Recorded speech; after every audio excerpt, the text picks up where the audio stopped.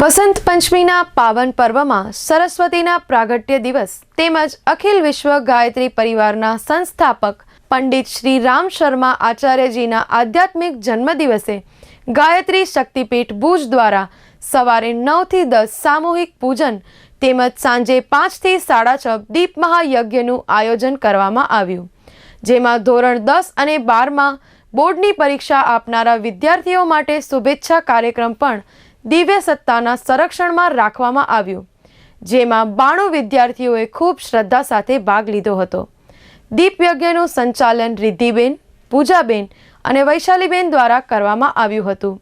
તમામ બાળકોને આત્મવિશ્વાસ સાથે પરીક્ષા આપવા અનુરોધ કરવામાં આવ્યો. સાથે ગાયત્રી મહામંત્રનો નિયમિત ક્રમ આપવાથી વ્યક્તિત્વ નિર્માણ અને જીવન ઘડતર કઈ રીતે થઈ શકે તેની સમજ આપવામાં આવી.